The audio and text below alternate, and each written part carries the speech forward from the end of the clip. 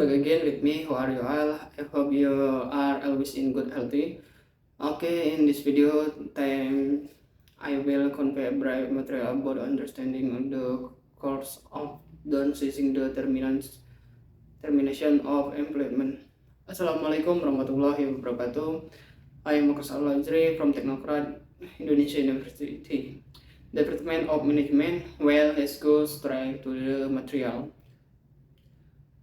Oke, perampingan dan pemusatan hubungan kerja seringkali menjadi topik yang sensitif dan kompleks dalam dunia kerja. Hal ini terjadi ketika organisasi merasa perlu untuk mengurangi jumlah karyawan atau menghentikan hubungan kerja dengan sebagian atau seluruh karyawan tertentu. Penyebab dari perampingan dan pemutusan hubungan kerja bisa bermacam-macam, namun ada beberapa faktor umum yang sering menjadi pemicu.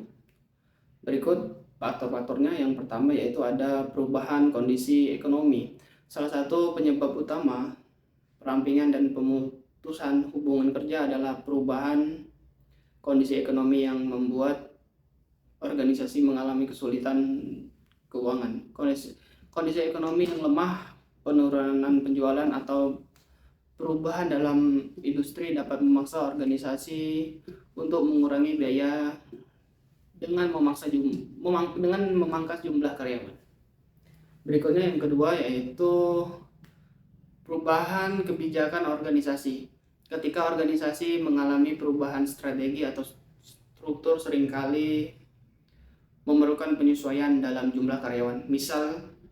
Misalnya ketika organisasi mengadopsi teknologi baru atau berinovasi untuk meningkatkan efisiensi. Hal ini dapat mengakibatkan pengurangan pekerjaan dan pergeseran dalam tugas dan tanggung jawab.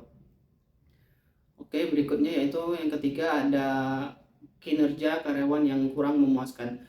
Pemutusan hubungan kerja juga dapat disebabkan oleh kinerja karyawan yang tidak mencapai standar yang ditetapkan atau tidak sesuai dengan harapan organisasi. Ketika karyawan tidak memberikan kontribusi yang memadai atau gagal memenuhi target kinerja, organisasi mungkin perlu mengambil tindakan untuk menghentikan hubungan kerja. Berikutnya yaitu ada restrukturasi organisasi. Restrukturasi organisasi seringkali melibatkan perubahan dalam struktur fungsi atau divisi dalam organisasi. Dalam proses restrukturisasi ini, beberapa pekerjaan bisa dihilangkan atau digabungkan, dan pemutusan hubungan kerja mungkin terjadi sebagai hasilnya. Yang kelima yaitu ada alih produksi atau outsourcing. Di era globalisasi, organisasi mungkin memutuskan untuk mengalihkan sebagian atau seluruh produksi atau layanan ke pihak ketiga, baik di dalam negeri maupun luar negeri. Hal ini dapat mengakibatkan kehilangan pekerjaan bagi karyawan yang terlibat dalam aktivitas yang dialihkan atau di-outsourcingkan. Kemudian yang berikutnya yaitu yang keenam ada perubahan teknologi. Kemajuan teknologi seringkali mempengaruhi cara kerja dalam berbagai industri. Otomatisasi, robotika, kecerdasan buatan, dan perkembangan teknologi lainnya dapat menggantikan pekerjaan manusia. Ketika organisasi mengadopsi teknologi baru yang mengurangi kebutuhan akan tenaga kerja manusia, pemutusan hubungan kerja bisa menjadi konsekuensinya. Kemudian berikutnya yang ketujuh yaitu mergers dan akuisisi. Ketika dua atau lebih organisasi bergabung atau terjadi akuisisi, seringkali ada perubahan dalam struktur organisasi yang dapat menyebabkan pemutusan hubungan kerja. Dalam upaya efisiensi, organisasi baru seringkali melakukan evaluasi ulang dan mengurangi tenaga kerja yang dianggap berlebihan. Oke, yang berikutnya yang ke-8 yaitu penurunan permintaan produk atau layanan. Jika permintaan terhadap produk atau layanan suatu organisasi menurun, organisasi mungkin perlu untuk mengurangi produksi atau kapasitasnya. Pemutusan hubungan kerja dapat menjadi langkah yang diambil sebagai respon terhadap penurunan permintaan tersebut.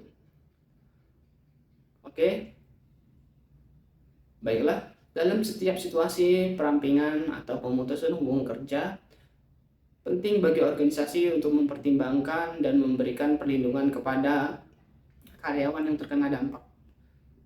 Mekanisme komunikasi yang jelas dan transparan, perencanaan yang matang, dan pengelolaan perubahan yang efektif dapat membantu meminimalkan dampak negatif pada karyawan yang terlibat. Selain itu, organisasi juga harus mematuhi peraturan ketenagakerjaan dan melibatkan serikat pekerja atau perwakilan karyawan dalam proses keputusan yang berkaitan dengan perampingan dan pemutusan hubungan kerja.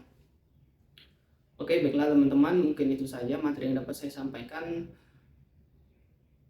Jika ada salah kata atau penyampaian yang kurang tepat, saya mohon maaf. Dan jika ada yang ingin ditanyakan atau saran yang ingin disampaikan, silakan sampaikan di kolom komentar. Saya akhiri video kali ini. Wassalamualaikum warahmatullahi wabarakatuh. Sampai jumpa di video selanjutnya.